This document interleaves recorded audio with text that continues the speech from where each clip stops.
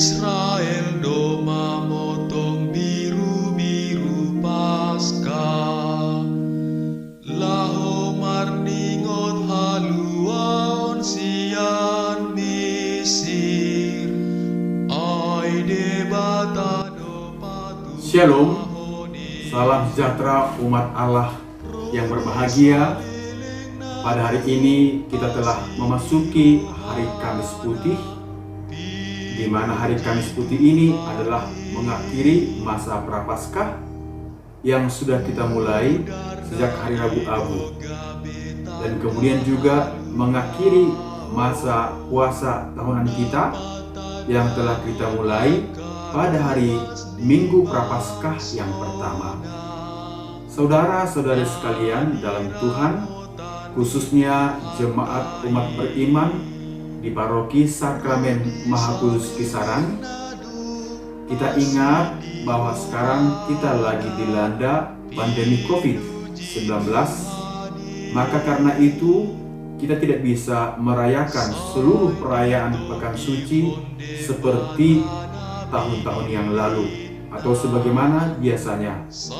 Ada beberapa hal yang harus ditiadakan karena menyangkut sentuh-menyentuh yang bisa mengakibatkan tertularnya virus yang berbahaya ini.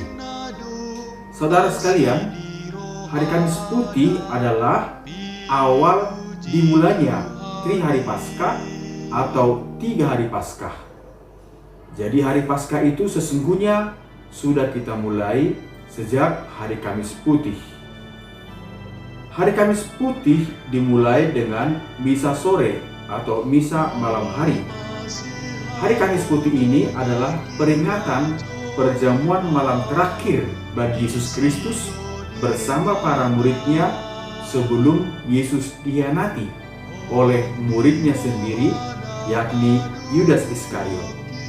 Pada malam ini kita mengenang bahwa Yesus mencintai sehabis-habisnya orang-orang miliknya di dunia, kemudian mempersembahkan kepada Bapa tubuh dan darahnya dalam berupa roti dan anggur, dan kemudian memberikannya kepada para rasul sebagai santapan rohani, dan memerintahkan mereka serta para penggantinya dalam imamat untuk melestarikan kurban ini.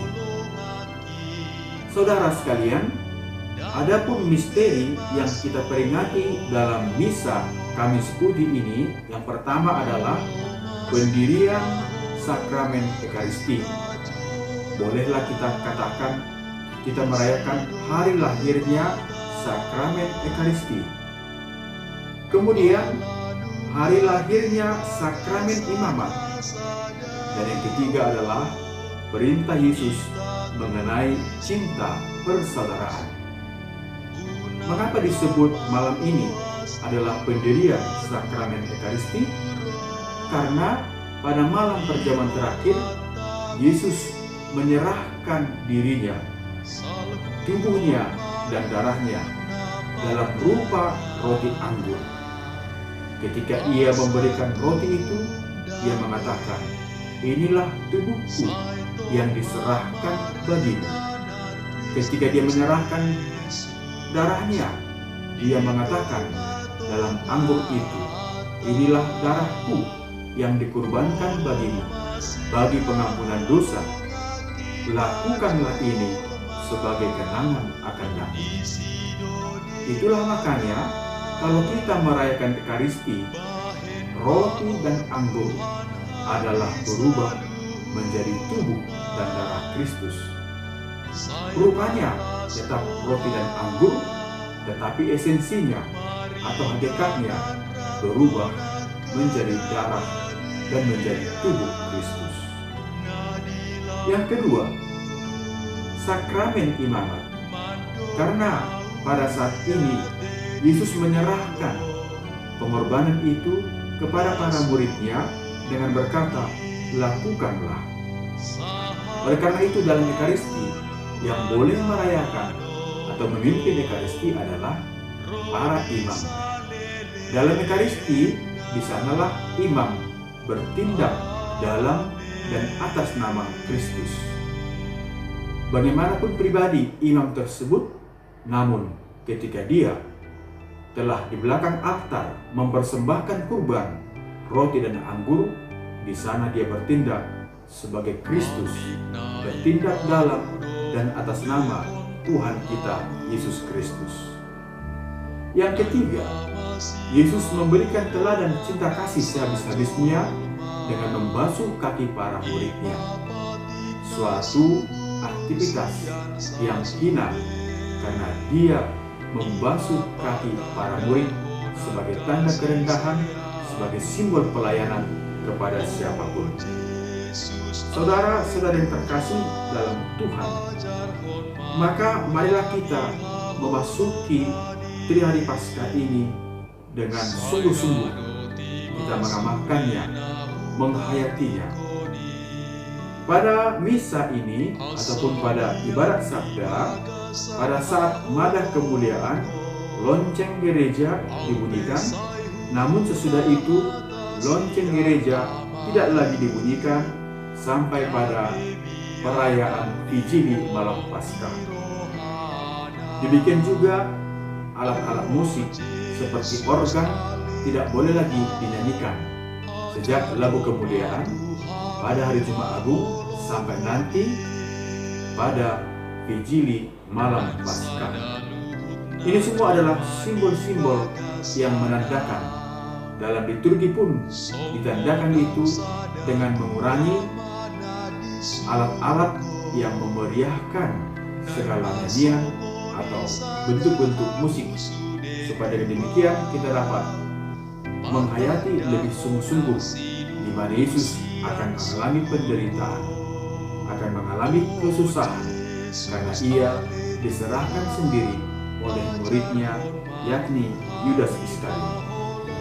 Pada malam ini juga akan diadakan pemindahan sakramen Maha Kudus.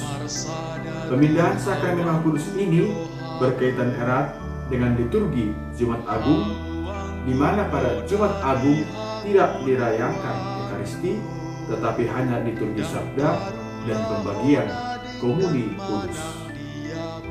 Simbol dari perarakan atau pemindahan sakramen ke suatu tempat di dalam gereja adalah kita mau berjalan bersama Yesus, di mana Yesus mengajak para murid-Nya ke Taman Getsemani untuk berdoa, berjaga-jaga.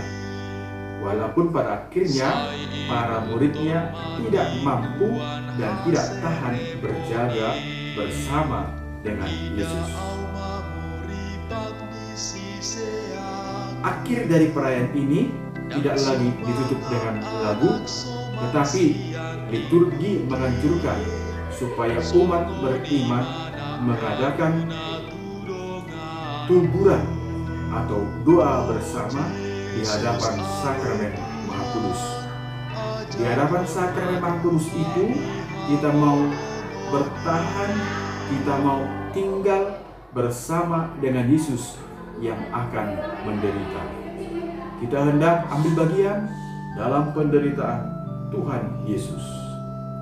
Saudara-saudari, marilah kita merayakan hari-hari ini dengan baik, dengan sungguh-sungguh, agar nanti pada hari Paskah membuahkan sukacita dan akhirnya kita memperoleh hidup yang kekal. Salam, Tuhan Allah memberkati kita. Orasi.